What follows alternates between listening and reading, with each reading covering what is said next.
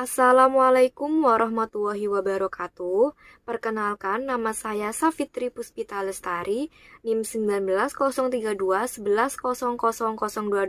dari kelas Ekonomi Bisnis Syariah B, Program Studi Agribisnis Fakultas Pertanian Universitas Trunojoyo Madura. Di sini saya akan mempresentasikan terkait dengan hasil jawaban ujian tengah semester Ekonomi Bisnis Syariah.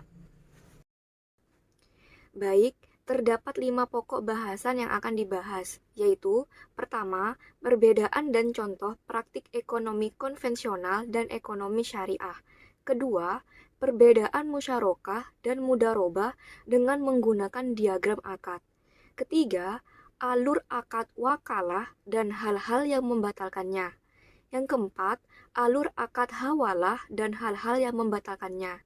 Dan yang terakhir yaitu contoh praktik musakoh di bidang pertanian yang ditemukan di masyarakat namun tidak sesuai dengan konsep bisnis syariah.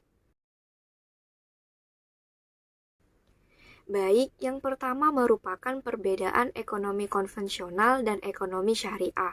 Terkait dengan pengertiannya sendiri, pada ekonomi konvensional merupakan suatu teori ekonomi yang berkaitan dengan kebebasan bergerak ke arah menuju pasar bebas dan sistem ekonomi berpaham perdagangan bebas dalam era globalisasi yang bertujuan menghilangkan kebijakan ekonomi proteksionisme. Ekonomi proteksionisme sendiri merupakan suatu kebijakan yang diambil pemerintah suatu negara yang mengarah pada perlindungan ekonomi yang mengetatkan perdagangan atau membatasi persaingan dengan negara-negara lain melalui cara pembatasan arus ekspor dan impor barang dan jasa yang bertujuan melindungi ekonomi dalam negeri. Sedangkan ekonomi syariah sendiri merupakan ilmu pengetahuan yang berupaya untuk memandang, meninjau, meneliti, dan akhirnya menyelesaikan permasalahan-permasalahan ekonomi dengan cara yang islami.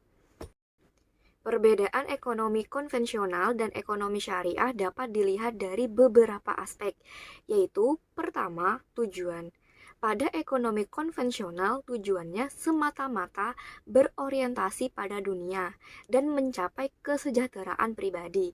Sedangkan tujuan ekonomi syariah yaitu berorientasi dunia dan akhirat serta mencapai kesejahteraan umat. Yang kedua yaitu sumber. Pada ekonomi konvensional, sumbernya berasal dari pemikiran manusia, di mana mengacu pada hal-hal yang bersifat positif.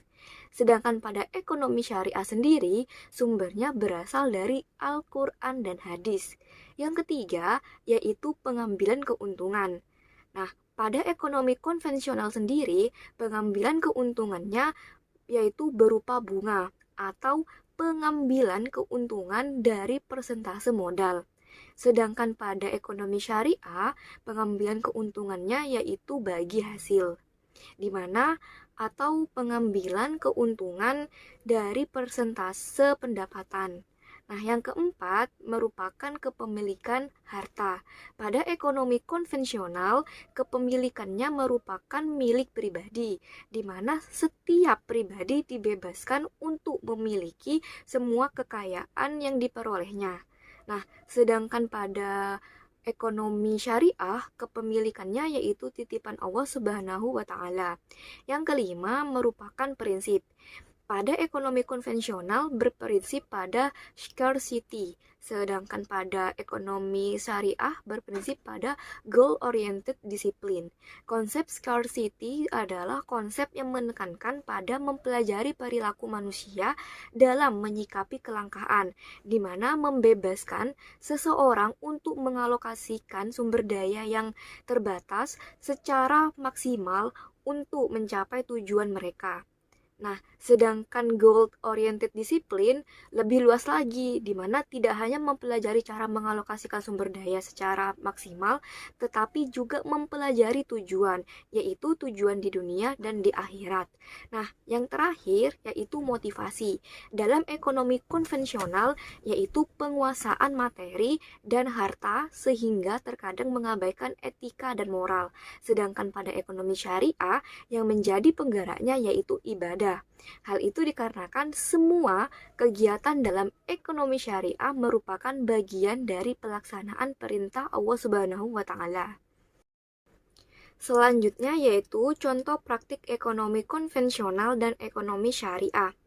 Pada ekonomi konvensional, contohnya yang pertama, koperasi simpan pinjam. Nah, pada lembaga keuangan ini menawarkan layanan peminjaman dan penyimpanan dana yang ditunjukkan untuk para anggotanya. Koperasi simpan pinjam memiliki cara kerja yang demokratis dan kekeluargaan. Dalam hal ini, bunga yang dikenakan juga lebih rendah dan dapat dibayarkan secara berangsur. Contoh yang kedua yaitu perbankan konvensional, di mana memberikan bunga pada produk yang ditawarkan. Contoh bank konvensional sendiri yaitu Bank BTN, BNI, BRI, dan sebagainya.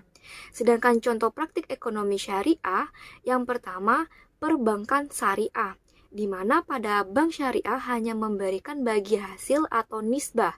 Hal ini dikarenakan menurut Islam bunga termasuk riba dan hanya menguntungkan salah satu pihak saja. Contoh yang kedua yaitu pegadaian syariah, di mana pada bisnis ini menawarkan jual beli dalam Islam. Keuntungan dari proses pegadaian akan diberikan untuk memudahkan nasabah mendaftar haji atau membayar tagihan rutin bulanan. Berikutnya yaitu perbedaan musyarakah dan mudharabah. Pada diagram akad musyarakah dapat dilihat bahwa kedua belah pihak merupakan pemilik modal yang telah melaksanakan akad musyarakah. Dalam hal ini, mitra satu dapat diibaratkan bank, di mana memberikan biaya tambahan pada usaha pihak lain atau mitra dua. Mitra 2 mengajukan pembiayaan kepada mitra 1 dengan akad musyarakah untuk mendapatkan tambahan modal.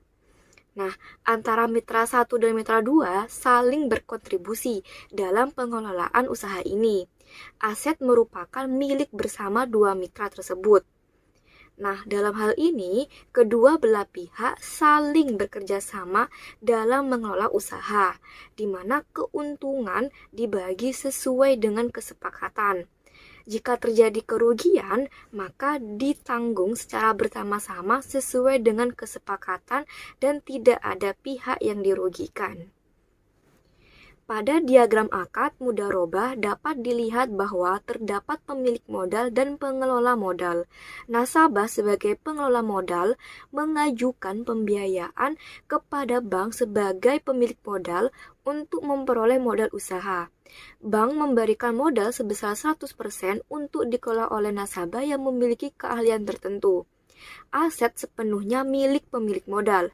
Pemilik modal tidak turut serta dalam pengelolaan bisnis.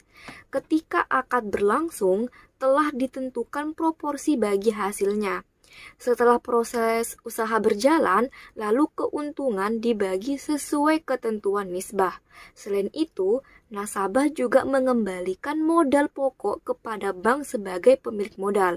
Pemilik modal menanggung kerugian yang tidak disebabkan oleh pengelola. Berikutnya yaitu alur akad wakalah dan hal-hal yang membatalkannya.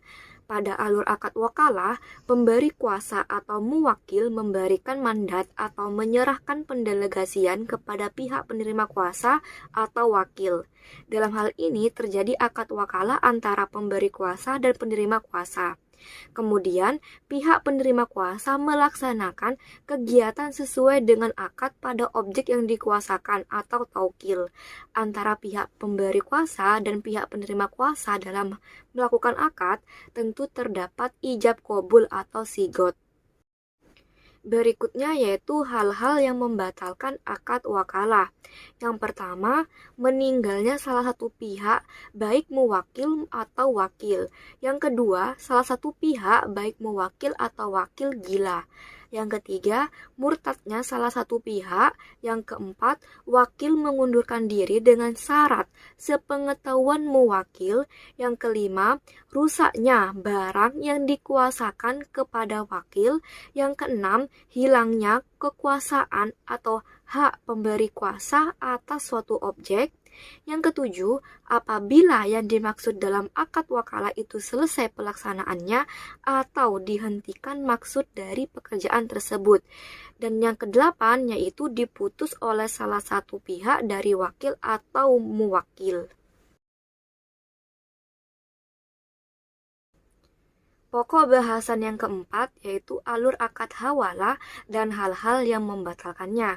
Berikut ini alur akad hawalah. Yang pertama, muhal sebagai pihak pemberi utang melakukan transaksi utang piutang bersama muhil atau pihak yang berhutang. Dalam hal ini, muhil melakukan kesepakatan bersama muhal alai, di mana muhil melakukan pengalihan utang kepada muhal alai sehingga muhal alai bertanggung jawab dalam melunasi utang kepada muhal sesuai dengan jumlah utangnya. Di sisi lain, pihak muhal juga harus menyetujui akad hawalah tersebut. Yang kedua yaitu setelah terjadinya kesepakatan antara muhil dengan muhal alai, muhal memberikan faktor pengalihan hutang kepada muhal alai atau pihak penerima pengalihan utang. Faktor yang diberikan yaitu faktor penagihan utang. Yang ketiga yaitu dilanjutkan dengan muhal alai membayar utang kepada muhal sesuai dengan jumlah utangnya. Yang keempat, muhal alai memberikan tagihan utang kepada muhil. Yang kelima, yaitu muhil membayar utangnya kepada pihak muhal alai, bukan kepada muhal. Hal ini dikarenakan hutangnya sudah dialihkan kepada muhal alai terlebih dahulu. Berikutnya yaitu terkait dengan hal-hal yang membatalkan akad hawalah. Yang pertama, salah satu pihak yang berakad tersebut membatalkan atau fasak akad hawalah sebelum akad itu berlaku secara tetap. Yang kedua, muhal menghibahkan atau menyedekahkan harta yang merupakan utang dalam hawalah tersebut kepada pihak muhal alai. Yang ketiga, muhal membebaskan muhal alai dari kewajibannya untuk membayar utang yang dialihkan tersebut. Yang keempat, muhal meninggal, sedangkan pihak muhal alai merupakan ahli waris yang mewarisi harta muhal. Yang kelima, muhal alai menghibahkan harta yang merupakan utang dalam akad wakalah tersebut kepada pihak muhal. Yang keenam, muhal melunasi utang yang dialihkan kepada muhal alai. Berikutnya yaitu contoh praktik musako di bidang pertanian namun tidak sesuai dengan konsep bisnis syariah. Pada artikel berjudul Implementasi Musako dalam usaha agribisnis antara pemilik kebun dan petani ditinjau menurut ekonomi Islam, studi kasus perkebunan semangka Kecamatan Tampan, implementasi Musako belum sesuai dengan syariat Islam atau ekonomi Islam karena masih ada pelanggaran yang terjadi selama kerjasama tersebut. Dalam hal ini, pelaksanaan prosedur perjanjian kerjasama menunjukkan terdapat unsur goror dikarenakan tidak mencermati apa yang telah ditentukan oleh syariat Islam. Bentuk goror yang dilakukan pemilik lahan dengan petani yaitu 1. Prosedur perjanjian kerjasama dibuat tidak tertulis sehingga menyebabkan penyimpangan. Yang kedua, petani tidak amanah dalam pembagian hasil dan petani berlaku tidak jujur terhadap hasil panen yang diperoleh, yang seharusnya hal tersebut pemilik kebun mengetahuinya. Sekian presentasi dari saya, kurang lebihnya saya mohon maaf. Terima kasih. Wassalamualaikum warahmatullahi wabarakatuh.